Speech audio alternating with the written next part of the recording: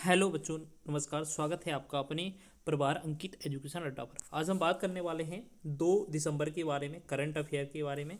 2 दिसंबर current affair के बारे में हैंड रिटन नोट्स के माध्यम से आपको बताई जा रही है, जो कुमार गौरव सर के द्वारा पढ़ाई जा रही थी। ठीक है, तो जो आपकी फूल पत्ती वाली क्लास का है उसका रिविजन हम करने वाले हैं बहुत ही कम समय में।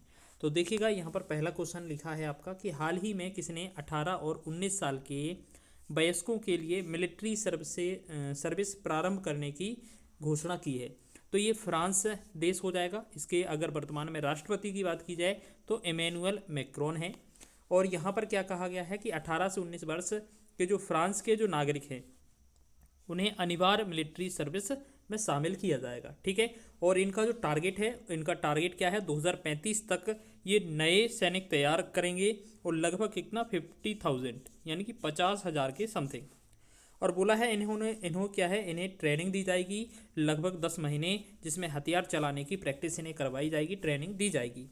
अगर बात करें यहाँ पर फ्रांस की राजधानी की, तो पेरिस इसकी राजधानी है, जो कि सीन नदी के किनारे बसा हुआ है। और यहाँ पर पेरिस की बात की जाए तो यूनेस्को का मुख्यालय हमारे इस बात करेंगे इसमें है, पेरिस में है। ठीक है, तो याद रखेंगे पेरिस हो जाएगा इसका। आगे बात करेंगे हमारा नेक्स्ट इसके इम्पोर्टेंट पॉइंट कि हाल ही में किस राज्य की पुलिस 100% साइबर धोखाधड़ी प्रतिक्रिया के साथ देश की पहली पुलिस बनी है। तो ये हो जाएगा गोवा पुलिस।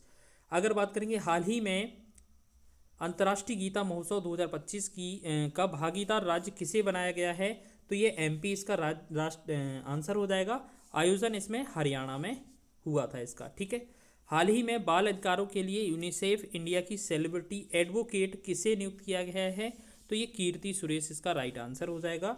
तो आगे हम बात करेंगे नेक्स्ट भारतीय मालदीव, मतलब ये भारत लिखा था। ठीक है, भारत और मालदीव के बीच संयुक्त सैन्य अभ्यास एक्वेरिन का 14वां संस्करण कहाँ प्रारंभ हुआ है, तो ये हम बात करेंगे केरल के तिरुवनंतपुरम में। तो याद रखना, एक्वेरिन जो अभ्यास है ये अभी हाल ही में कहाँ हुआ है, केरल के तिरुवनंतपुरम में। अगर इसके क्रम की बात की जाए तो ये 14वां है। इसका जो अर्थ होता है, इसका होता है दोस्त। और इसकी जो स्टार्टिंग है सबसे पहले कब हुई थी, तो 2009 में स्टार्टिंग हुई थी। अगर बात करें एकता अभ्यास की, तो एकता अभ्यास भी भारत और मालदीव के बीच होता है। दोस्ती अभ्यास की बात करें तो भारत मालदीव के साथ साथ एक और देश इसमें शामिल होता है, वो है श्रीलंका। ठीक है, तो ये इंपॉर्टेंट ऑपरेशन या अभ्यास याद रखिएगा। चलिए आगे हम बात कर लेते हैं कुछ महत्वपूर्ण प्रश्नों की कि भारत ने मालदीव में सत्ता परिवर्तन रोकने के लिए एक 1998 में एक ऑपरेशन चलाया था, उसका नाम क्या था, ऑपरेशन कैक्टस। अच्छा, ऑपरेशन पवन का जो संबंध है वो किस देश से है, श्रीलंका से है, याद रखेंगे। 1 दिसंबर 1965 की बात की जाए, इस समय बीएसएफ की स्थापना हुई थी। और बीएसएफ डे कब मनाते हैं, तो 1 दिसंबर को मनाते हैं। अगर बात करें बीएसएफ की जो सेना है वो कहाँ तैनात होती है, तो पाकिस्तान बॉर्डर और बांग्लादेश की सीमाओं पर। ठीक है, और 1 दिसंबर को हमने पिछले दिन पढ़ा था कि विश्व एड्स दिवस भी मनाया जाता है। आगे बात करेंगे मिनिकॉय और मालदीव को कौन सी रेखा अलग करती है, तो यहाँ पर हमने देखा है, यहाँ पर कौन सी रेखा, तो 8 डिग्री चैनल, ये जो रेखा है अक्षांश है 8 डिग्री अक्षांश, ये मिनिकॉय को मालदीव से अलग करती है। गोवा में भारतीय अंतर्राष्ट्रीय फिल्म महोत्सव का कौन सा संस्करण प्रारंभ हुआ है, तो ये 56वां प्रारंभ हुआ है। बिहार के मुख्यमंत्री पद पर जदयू प्रमुख नीतीश कुमार ने कौन सी बार शपथ ली है, तो ये 10वीं बार शपथ ली है। अब नेक्स्ट क्वेश्चन है G20 20वां G20 समिट कहाँ प्रारंभ हुआ है, तो ये जोहान्सबर्ग में प्रारंभ हुआ है। और ये कहाँ पड़ता है जोहान्सबर्ग, तो साउथ अफ्रीका, दक्षिण अफ्रीका में पड़ता है। नेक्स्ट है हाल ही में global climate change performance index 2026 में भारत को कौन सा स्थान मिला है, तो ये आपका 23वां स्थान मिला है। आगे हम बात करेंगे नेक्स्ट तीसरे क्वेश्चन की। तो तीसरा क्वेश्चन देख लीजिए, हाल ही में यूरोप के डिफेंस को मजबूत करने के लिए एआई पावर्ड माइकल एंजेलो डोम वायु रक्षा प्रणाली किसने लॉन्च की है, तो ये इटली ने लॉन्च की है। कंपनी की बात की जाए, इसे ये जो है बनाने वाली इसे कंपनी कौन सी है, तो ये लियोनार्डो इटली की एक कंपनी है। इसका जो उद्देश्य है वो क्या है, यूरोप में एयर डिफेंस सिस्टम को मजबूत करना इसका उद्देश्य है। अब बात करेंगे इटली की, तो इटली से रिलेटेड कुछ महत्वपूर्ण फैक्ट देख लीजिए। राजधानी इटली की रोम है। रोम टाइबर नदी के किनारे बसा हुआ है। पो नदी यहाँ पर ये इटली में बहती है, इसे इटली की गंगा के नाम से जानते हैं। इटली के अंदर वेटिकन सिटी आती है, इससे यहाँ पर ईसाई धर्म के लोग सर्वाधिक हैं, या इनका हेड ऑफिस है, सर्वाधिक लोग ईसाई धर्म के यहाँ रहते हैं। उसके बाद बात करेंगे पीएम की, बात करेंगे तो वर्तमान में इटली की जो पीएम है वो जॉर्जियो मेलोनी है, याद रखेंगे जॉर्जियो मेलोनी है। और इनकी जो हाल ही में एक पुस्तक आई है इनकी ऑटोबायोग्राफी के ऊपर, जिसमें प्रस्तावना जो लिखने का कार्य किया है वो मोदी जी ने किया है। इसमें जो प्रस्तावना लिखी है वो मोदी जी ने लिखी है इनकी पुस्तक में। अब देखिएगा यहाँ से एयर डिफेंस सिस्टम से कुछ महत्वपूर्ण सवाल देखिए। एयर डिफेंस सिस्टम, अगर हम बात करेंगे समर जो है एयर डिफेंस सिस्टम, ये सतह से सतह में मार करने वाला एयर डिफेंस सिस्टम है। बसारूद की बात करें, ये कम दूरी का एयर डिफेंस सिस्टम है। S-400 की बात करें, इसे हम ट्रायम्फ कहते हैं, ये रूस द्वारा हमें दिया गया था, ठीक है। और आपने देखा होगा पाकिस्तान के 9 आतंकी ठिकानों को उड़ाने के लिए, मतलब विध्वंस करने के लिए इसे हमने इसी का प्रयोग किया था, आपने देखा भी होगा, अच्छा रिजल्ट मिला था।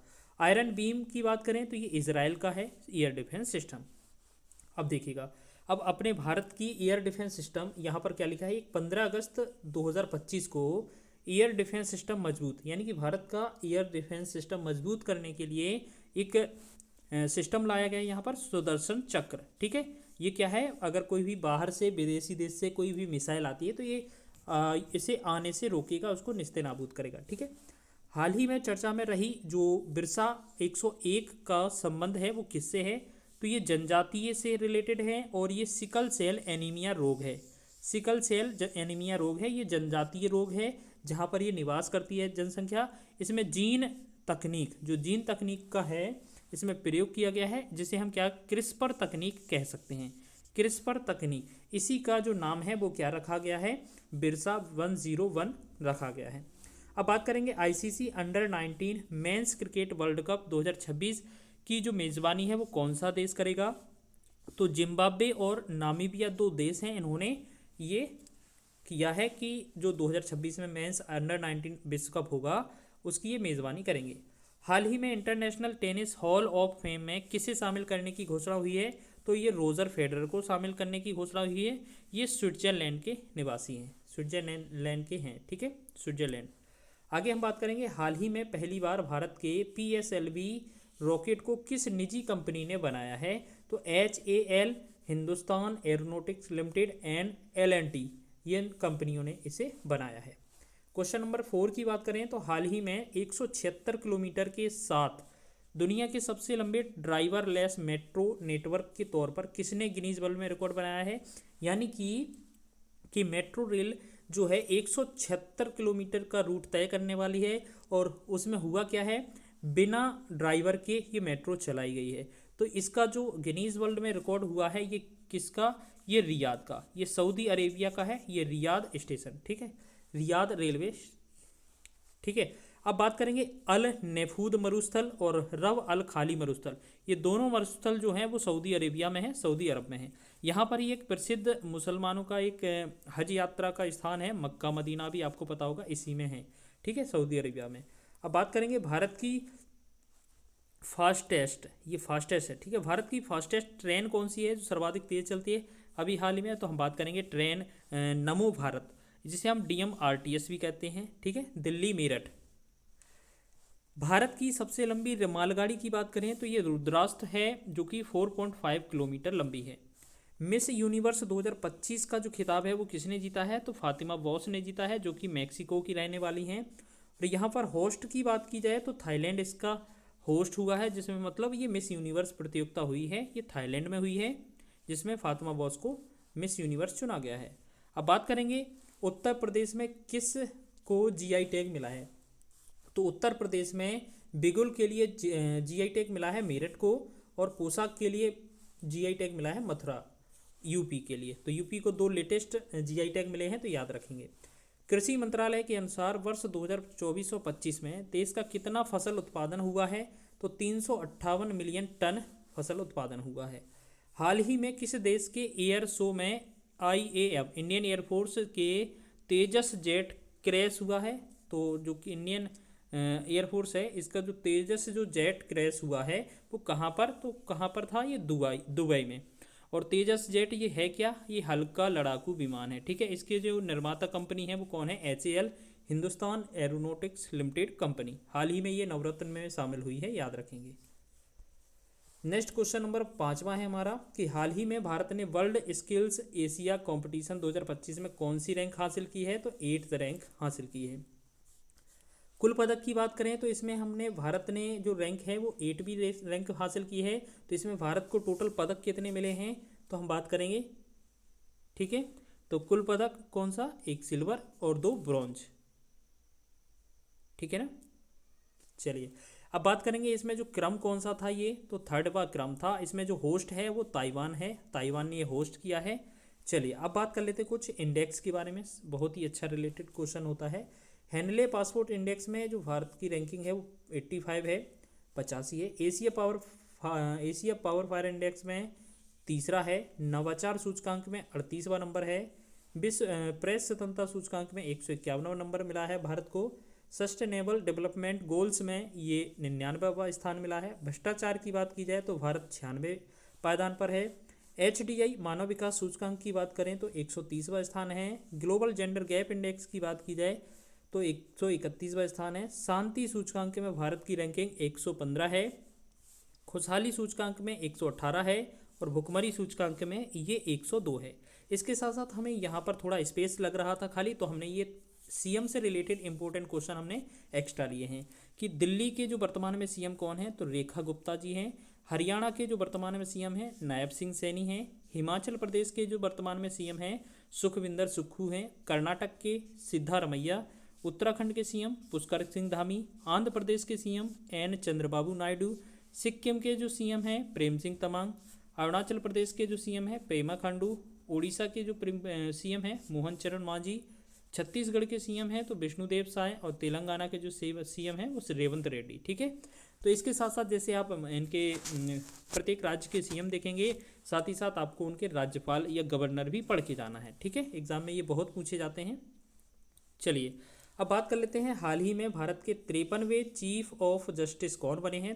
तो चीफ जस्टिस ऑफ इंडिया कौन बने हैं, जस्टिस सूर्यकांत जी बने हैं। हाल ही में इंडियन नेवी ने देश का पहला स्वदेशी anti submarine warfare vessels INS का कमीशन कहाँ किया है, तो ये मुंबई में किया है। तो INS माहे भी यहाँ लिखा मिल सकता है आपको, ठीक है। हाल ही में किस देश ने अपनी करेंसी के लिए नया सिंबल जारी किया है, तो वो होगा ओमान, इसका ओमान देश हो जाएगा, ठीक है।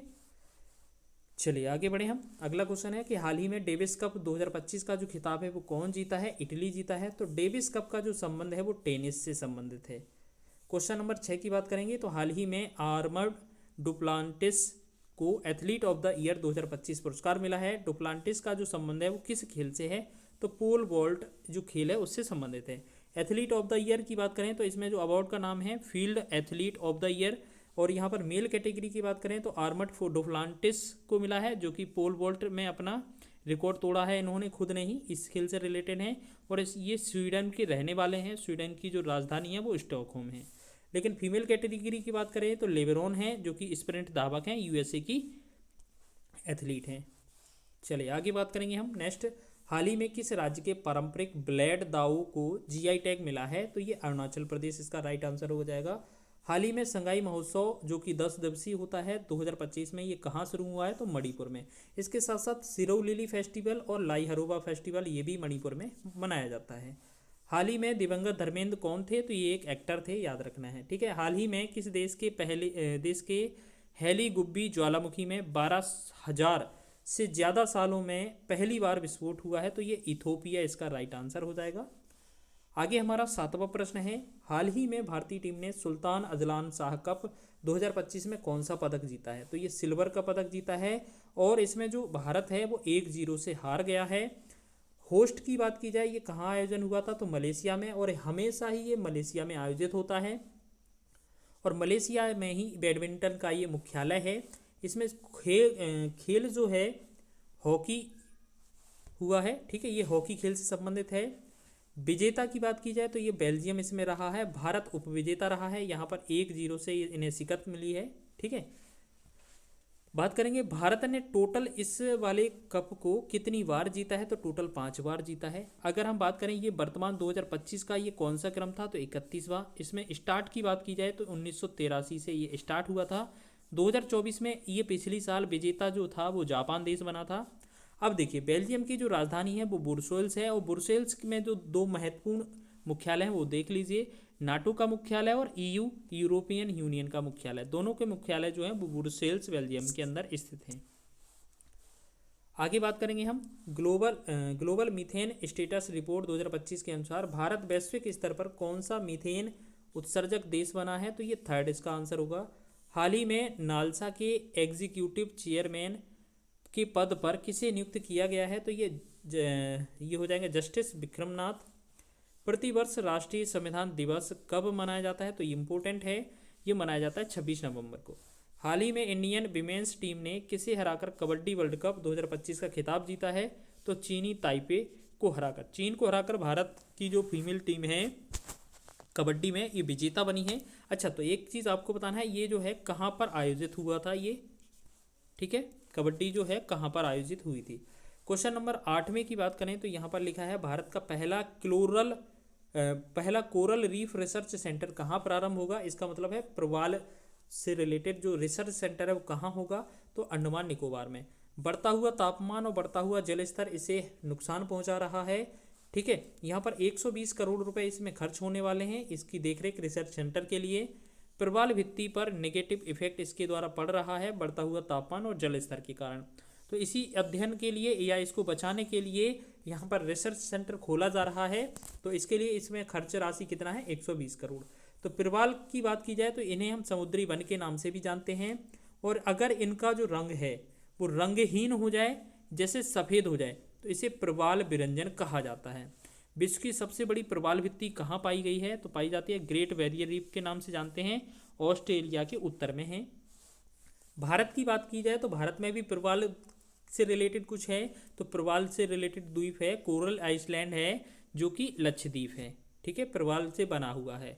अब बात करेंगे कुछ अंडमान निकोबार में इंपॉर्टेंट फैक्ट कि अंडमान निकोबार की बात की जाए तो राजधानी इसकी नई क्या बनी है, तो श्री विजयपुरम बनी है, विजयपुरम। 10 डिग्री अक्षांश जो है वो अंडमान को निकोबार द्वीप से अलग करता है। सबसे छोटा राष्ट्रीय उद्यान ये यहीं पर है, साउथ बटन।